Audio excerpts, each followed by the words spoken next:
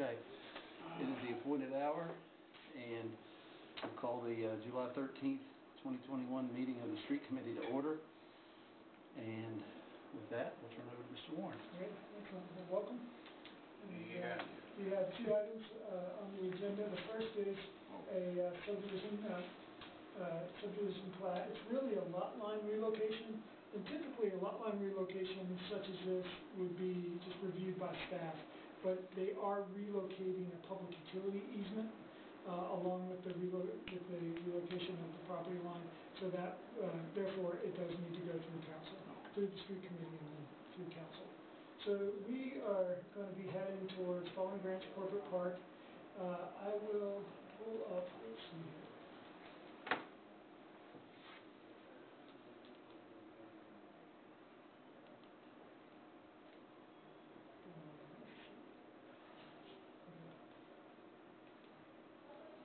So I'm going to pull up the aerial real quick to get folks affiliated where we are here. So if you go down to the end of Technology Drive in the corporate park,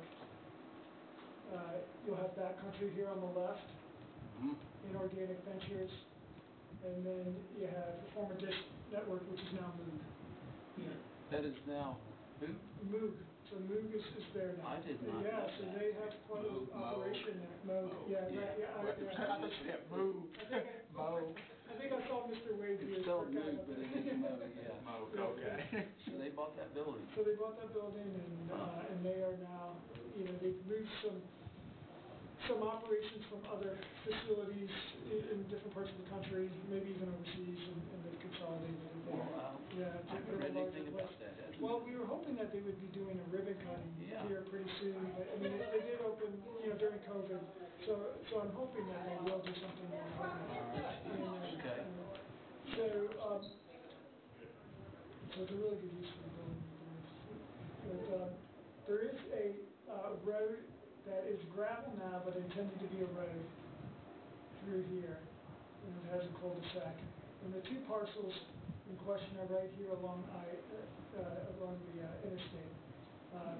Here, this is a town-owned pond that services the whole park, really, I believe. And the two parcels are here, one here, and then the second is here. And there currently is a public utility easement along this property. They want to eliminate this property line and to move it over here.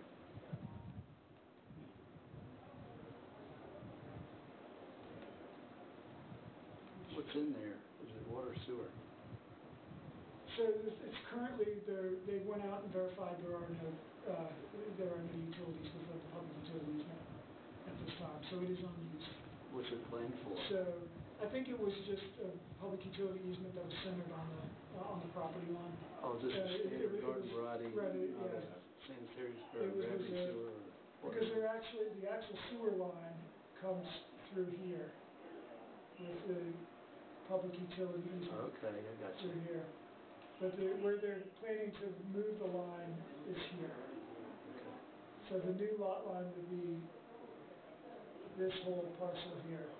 So you're increasing the size of this parcel here, reducing the size here. But once again, that's always said, it's owned by the same. It's owned by Montgomery County, the industrial development. Okay. And the public utility easement shifts from here to here. So the new lot 2A will come all the way over. 2A to right here. Looks like the state of Maryland, but it comes over to the panhandle. Comes over to the panhandle, into the panhandle. Okay. Right. And then it leaves here. So this is still larger parcels. But so basically,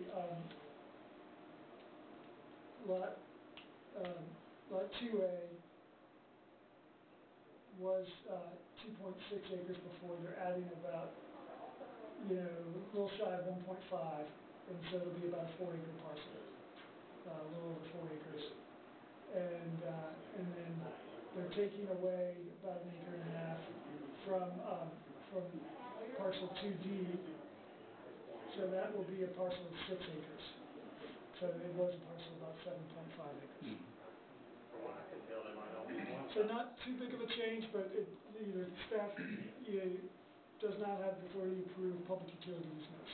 So that's We why need to it's change on that here. rule, I would say. Yeah. I'm getting off the Well- council, but Yeah. Well, what, well, not, you know, if y'all probably call it, when I first came on, I always ask that question, Mhm. why is this essential business? it should be Mr. Kelly, Mr. Ward. Yeah, I mean, certainly it is something that, for Forever. minor subdivisions, is something that could be handled administratively. Right. If there were other, items of business with the street committee. If you write an idea, if you verbalize that and suggest that the street committee will take that up, maybe make a Okay. recommendation to council, All right.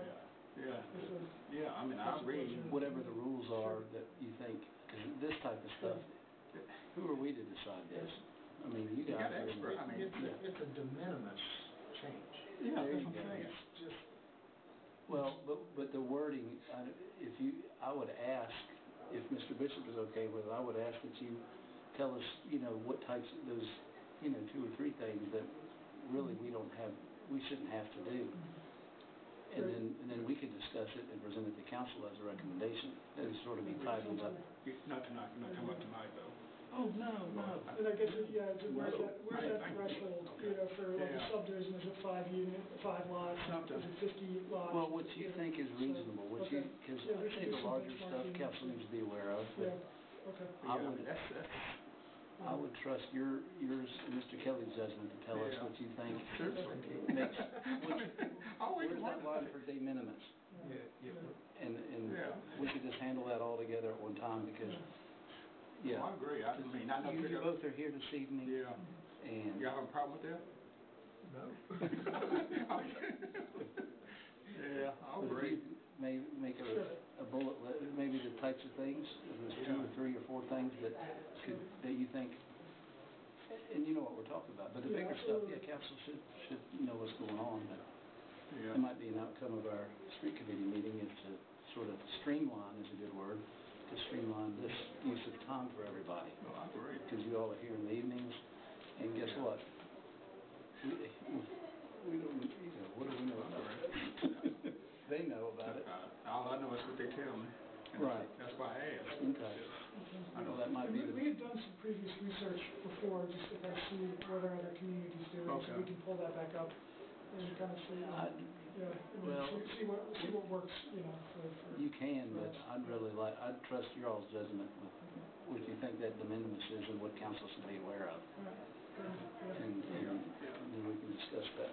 If you want to, it's not necessary, but, okay. So really, that's it in a nutshell, just the relocation of the lot Okay. line to here with the relocation of the public utility easement. And there's no wet utilities, we call wet utilities water and sewer, there's no wet utilities in there. Right. It's just, it's one of the subdivision rules is to have PUEs, public utilities, and so on property lines. Okay. So you comfortable recommending Yeah. approval? Okay. Yeah. And by providing if you provide those PUEs on everything that comes through, it's really a service to the third-party utilities, because it benefits their expansion and their providing service that supports these uses. So it's really, I've always viewed it as a benefit for the municipality to have those easements placed when things are platted, because it's a It is. benefit to everybody. Right. It is, and you live in a neighborhood, we both live in neighborhoods, but if you don't have those easements, then Comcast or whoever can't come through, if you have 8 property owners that want internet service and 3 are holdouts, Right. but if you have a public utility easement, the decision's already been made, put it in there. That's exactly right. So, Okay. it is, yeah, good. Okay, done. So the second item is something we've heard about recently, and that's on the street traffic pattern change. Yeah. Yeah, this is, we've been thinking on this one. Yeah, And, well, and one of the first places we started, we looked at the police report, because there was mention at the last council meeting about an accident there. And the police report noted $500 of damage on each vehicle. So it was a fender bender. Okay. It was, because the nature of what's happening is a kind of a sideswipe type situation. Right. So I don't view this as being a safety issue in any way, shape, or form. It's an acclimation issue. People need to just acclimate to the new movement. And if you're sitting in the first position right here, if you get past all the signage and all the marks on the pavement, and you're that vehicle, and you're looking forward, there's nothing that tells you you can't go ahead and go straight. At least this will give you a visual Okay. We don't have it now. oh, I better not do this again. They may go on through it, but I think it will help train the motoring public that, okay, there's no harm, no foul, nothing happened, but next time I'll know better and I'll move over.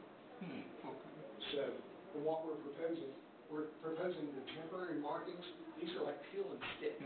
So if it doesn't work out, we don't like it, you can just peel them right back up.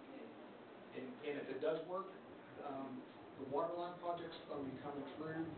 Roanoke Street's going to be paved probably in the next 12 to 16 months. So then we'll make it a permanent thing after we pave the basement. But we want to try this as a temporary Something telling you that. But when you're sitting there, you can see it. You see those yellow lines. Yeah. And you're going to think, oh, I'm in the wrong lane. Yeah. Because I'll be honest with you, not taking you off, but if you're sitting in that lane now, and I've seen a couple people do it. They even pulling up, but they're more focused on that solid green light. They are. Than anything. They are. And once again, that solid green tells me I can go straight through. Right. Even though I pass what? 10 signs. It's adequately marked. It's per the MUTCD. There's nothing wrong with here. This situation actually exists in other places in town. Exactly just like this. So if you try to add anything to the mask on, right now you can see the signal head is centered in the lane. The sign is right beside it that says yield, left turn must yield to green. It's on the edge of the travel lane. If you add another sign, you're going to have to slide this signal head over, and it's not going to be centered in the lane.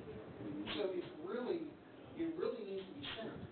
So there's really not room to add any signage or anything to the mask on itself. Is there a sign there? There is a sign. I'm the first to say. It's and I'm paraphrasing, I don't know exactly what it is, but it says left turn. I know what you're saying, but you know how many times I've driven that?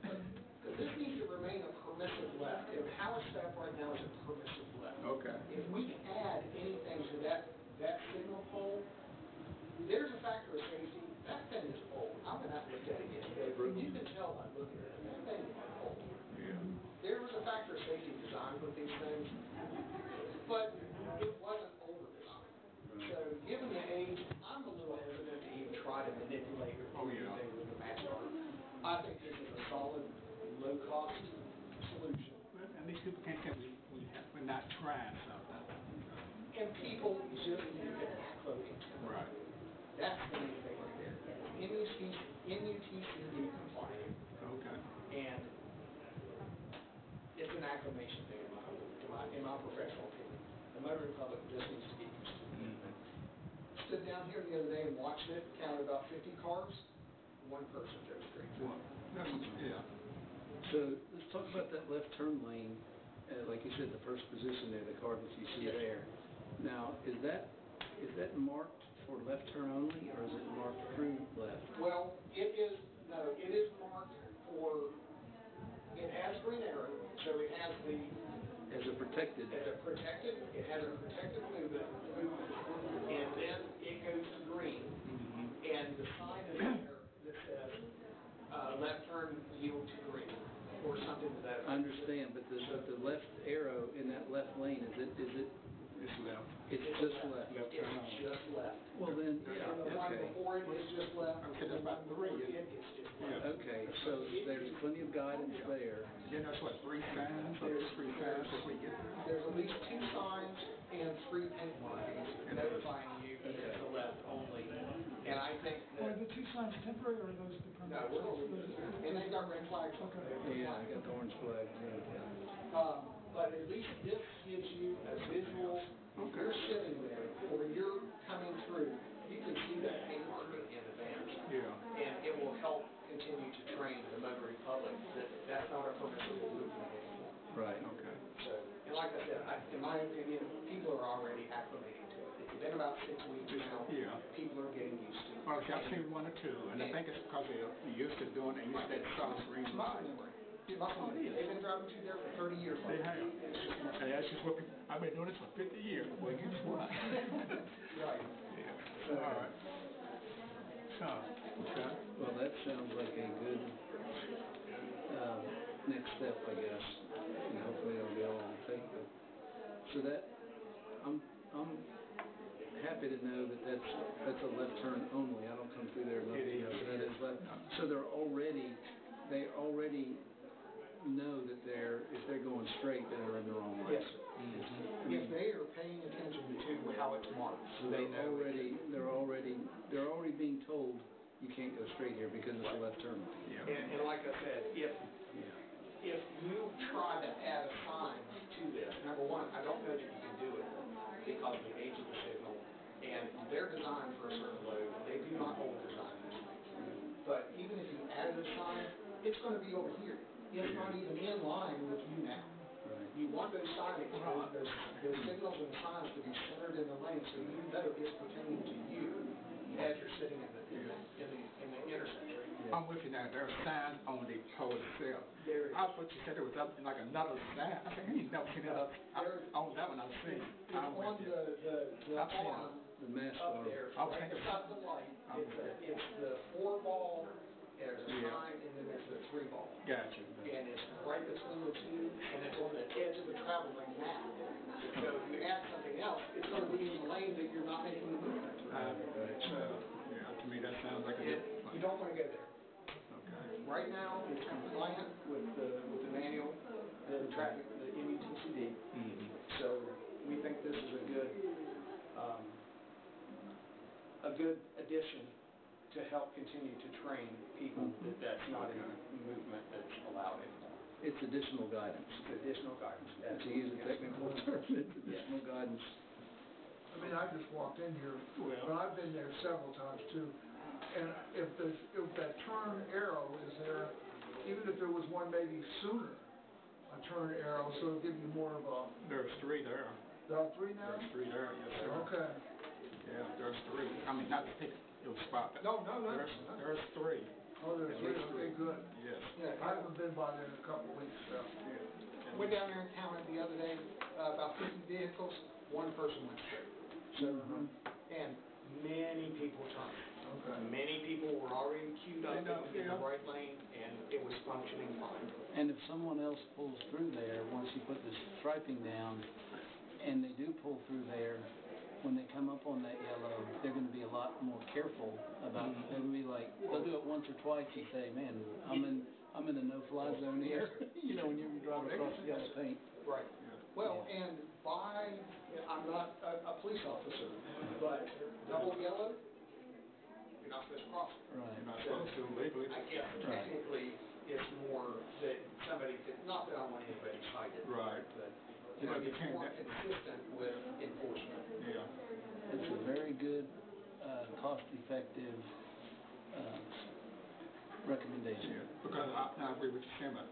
If it came down to it, there was a traffic crash there, then you can say, who's at fault?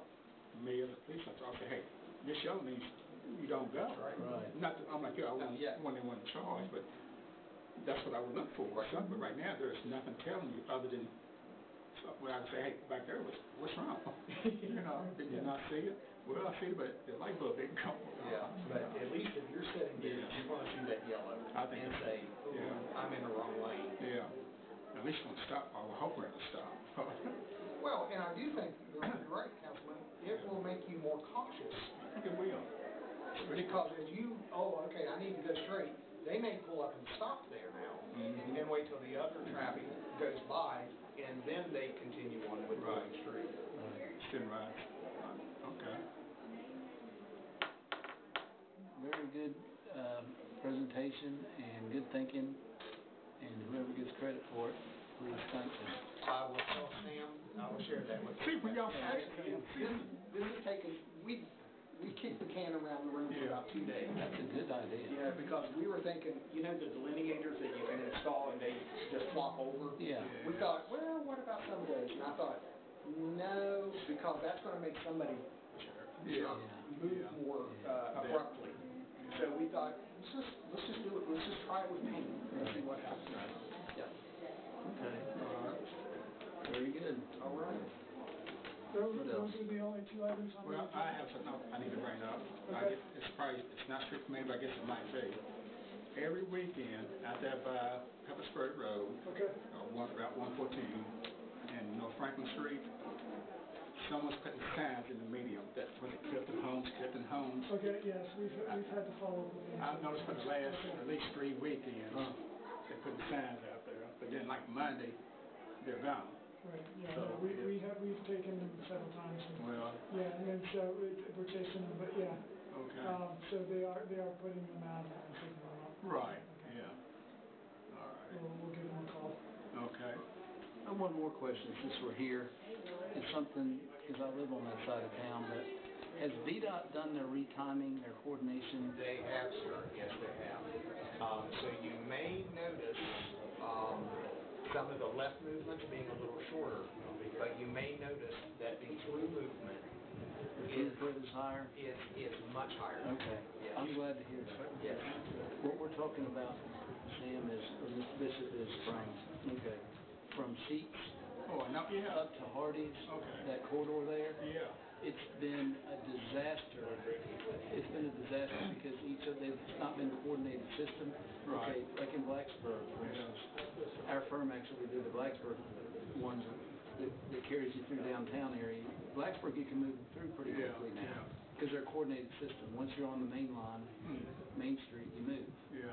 It's like fishnets. They all turn green and red at the same time. Because I noticed that when I was coming out of,